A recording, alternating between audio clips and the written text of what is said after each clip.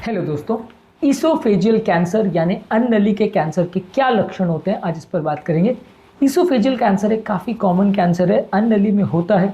काफ़ी केसेस में अगर इसको सही समय पर डिटेक्ट किया जा सके तो क्योंकि ये सर्जिकली रिसेक्टेबल एरिया यानी इस एरिया को हम कट करके कैंसर को अलग कर सकते हैं, तो अगर फैलने से पहले इसे डिटेक्ट किया जा सके तो काफ़ी केसेस को बचाया जा सकता है। तो आज हम बात करेंगे इसके क्या लक्षण हैं ताकि आप इसे जल्दी पकड़ सकें, जल्दी डॉक्टर के पास जा सके, जल्दी इवैल्यूएट करवा सके और अपनी जान बचा सके। कैंसर ओवरऑल एक बीमारी में रूल ही ये है कि बीमारी को यदि आप जल्दी डिटेक्ट कर पाते हैं और सही समय पर ट्रीटमेंट ले पाते हैं तो ज़्यादातर लोगों को बचाया जा सकता है। यदि बीमारी लेट स्टेज में डिटेक्ट होती है, जब कैंसर फैलना चालू हो जाता है, तो फिर ज़्यादातर लोगों को नहीं बचाया जा सकता है। इसलिए इसके लक्षणों को जानना अति अनिवार्य है। टॉपिक पर जाने से पहले जो लोग हमारे चैनल पर नए हैं उन्हें रिक्वेस्ट करूँगा कि चैनल को सब्सक्राइब करें, वीडियोस को लाइक करें, शेयर करें, फॉलो करें, कमेंट करें, पूरा देखें।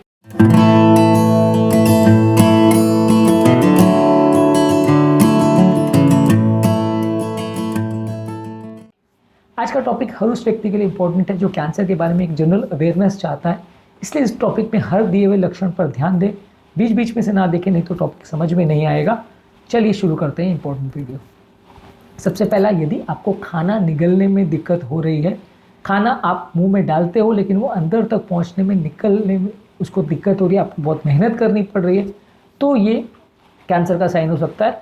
हालांकि बहुत सारी और बीमारियां अन्य लिखी जिसमें ऐसा हो सकता है, लेकिन अगर ऐसा हो रहा है और खासकर सॉलिड फूड के साथ हो रहा है, लिक्विड आप ले पा रहे हो, पानी आप पी पा रहे हो, चाय कॉफ़ी पी पा रहे हो, सॉलिड फूड नहीं निगल पा रहे हो और ये कंडीशन अगर बिगड़ते जा रही है तो ये कैंसर की तरफ पॉइंट करेगा। और खासकर अगर ये उम्र दराज लोगों में हो रही है तो डेफिनेटली कैंसर की तरफ पॉइंट करेगा। ऐसे लोगों को जांच करने की आवश्यकता है। इसके अलावा यदि किसी व्यक्ति को खाना निगलने में अगर दर्द का एहसास हो रहा है, यानी खाना निगलते समय बार बार उसको पेन होता है और ये धीरे धीरे करके बढ़ रहा है, इनिशियली पेन माइल्ड था और अब धीरे धीरे करके बढ़ना चालू हो गया है, तो ये कैंसर की तरफ पॉइंट कर सकता है और इस तरह के व्यक्ति को जांच की आवश्यकता है। हालांकि ये कारण दूसरे भी हो सकते हैं, इसके ईसोफेजियल स्पाज़म वगैरह में भी ऐसा हो सकता है, पर इस तरह के हर व्यक्ति को जाँच की आवश्यकता है क्योंकि कैंसर जैसी बीमारी को आप मिस नहीं करना चाहोगे। इसके अलावा यदि किसी व्यक्ति का अनइंटेंडेड वेट लॉस हो रहा है, यानी बिना किसी ट्राई किए यदि किसी व्यक्ति का वेट लॉस लगभग 10% से ज़्यादा हो रहा है तो उसे सिग्निफिकेंट मानते हैं। मान लीजिए कि अगर किसी व्यक्ति ने कोई डाइटिंग का प्रयास नहीं किया, फिर भी किसी व्यक्ति का अगर 10% तक वेट लॉस हो रहा है, यानी 60 किलो के व्यक्ति का वेट 6 किलो कम हो रहा है बिना कारण के, तो उसे सिग्निफिकेंट मानेंगे और ऐसे लोगों में आपको जाँच करने की आवश्यकता है। इसके अलावा यदि किसी व्यक्ति को भूख बहुत कम लग रही है बिना किसी और कारण के, तो ये भी कैंसर का साइन हो सकता है। लेकिन हर व्यक्ति जिसको भूख कम लग रही सबको कैंसर ऐसा नहीं है। ये एक सिम्टम है जो हर तरह के कैंसर में देखने को मिल सकता है। यदि ऐसा है तो जांच की आवश्यकता है और इसमें से शायद मे बी 5-10% लोग को कैंसर निकल जाए, पर ज़्यादातर लोग को एटलीस्ट जांच तो करवा लेनी चाहिए। इसके अलावा यदि आपको इनडाइजेशन की बार बार अगर फीलिंग रह रही है कि खाना प्रॉपर डाइजेस्ट नहीं हो रहा और बार बार गले में कुछ अटक रहा है, अगर इस तरह का सेंसेशन लगता है तो ये कैंसर की तरफ पॉइंट कर सकता है। हालांकि श्योर शॉर्ट साइन नहीं है, इसकी जाँच आवश्यकता है। इसके अलावा यदि अगर छाती में कंटिन्यूसली जलन हो रही है, बार बार परसिस्ट कर रही है, जलन होती जाती है, बार बार खाने के बाद आपको जलन का एहसास होता है, तो सिंपल रिफ्लक्स वाले पेशेंट को भी जांच करने की आवश्यकता है कि कैंसर हो सकता है, खासकर उम्रदराज पेशेंट में। हर व्यक्ति जिसको जलन हो रही है उसको कैंसर ही है ऐसा नहीं है, लेकिन अगर ये हो रहा है तो डेफिनेटली इवैल्यूएशन करना चाहिए। यदि किसी व्यक्ति को छाती में बार बार दर्द हो रहा है और छाती में भारीपन का एहसास हो रहा है और कार्डियोवैस्कुलर प्रॉब्लम नहीं है, साथ में अगर हार्ट बर्न हो रहा है, इंडाइजेशन की फीलिंग आ रही है, तो ये कैंसर की तरफ पॉइंट कर सकता है।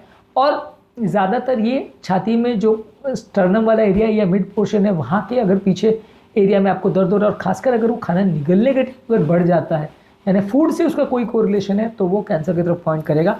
यदि चलने फिरने पर बढ़ रहा है तो वो हार्ट की नली के ब्लॉकेज की तरफ पॉइंट करेगा, वो एक अलग प्रॉब्लम है। लेकिन अगर खाना निगलने के टाइम ये पेन बढ़ जाता है तो वो कैंसर की तरफ पॉइंट कर सकता है, अन्ननली के कैंसर की तरफ। इसके अलावा यदि खाना खाने के बाद खाना बार बार मुंह की तरफ आ रहा है, जिसको फूड का रिगर्गिटेशन बोलते हैं, निगल जाने के बाद भी वापस आ जाता है, तो ये कैंसर की तरफ पॉइंट कर सकता है। इसका मतलब अन्ननली में रुकावट है जिसकी वजह से खाना अंदर नहीं जा पा रहा है, बार बार मुंह को आ रहा है, तो ये एक साइन हो सकता है। एटलीस्ट इन लोगों को जाँच की जरूरत पड़ सकता है। इसके अलावा यदि किसी व्यक्ति को खांसी हो रही है और गले में खराश का सेंसेशन हो रहा है, बार बार हो रहा है, तो ऐसे व्यक्ति को कैंसर का पॉसिबिलिटी है। कई बार क्या होता है, ये खाना जब मुंह को आता है तो कुछ पोर्शन इसका श्वास नली में चला जाता है, जो कि लैरिंग्स में इन्फ्लेमेशन करता है, जिससे आवाज़ होर्स हो जाती है और खांसी भी बार बार होती है। यदि बार बार इस तरह का हो रहा है तो गैस्ट्रोइसोफेजियल रिफ्लक्स डिजीज या अन्ननली के कैंसर के लिए इवैल्यूएशन ज़रूरी है। अगर उम्रदराज पेशेंट है तो कैंसर की प्रोबेबिलिटी बढ़ जाती है, यंग पेशेंट में कैंसर के चांसेस थोड़े कम रहेंगे। इसके अलावा अगर किसी को वॉमिट में ब्लड आ रहा है तो वो डेफिनेटली जांच की आवश्यकता है।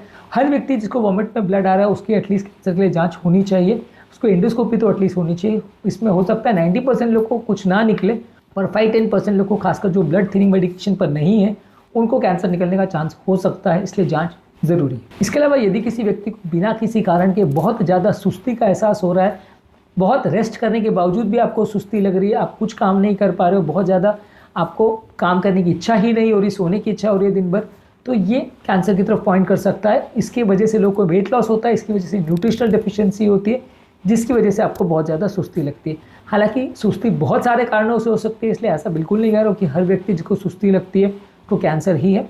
डेफिनेटली इसके लिए व्यक्तियों को कैंसर की जांच एटलीस्ट एक बार हो जानी चाहिए, और ये कहीं के भी बॉडी का कैंसर हो, आपको सुस्ती का एहसास हो सकता है, इसलिए कैंसर की जांच होगी तो पूरे शरीर का इवैल्यूएशन हो जाना चाहिए। और अगर इस तरह के बाकी फीचर्स हैं जो इसोफेजियल कैंसर की तरफ पॉइंट करते हैं तो आपको इसोफेगस की अलग से एंडोस्कोपी वगैरह करके जांच करनी चाहिए।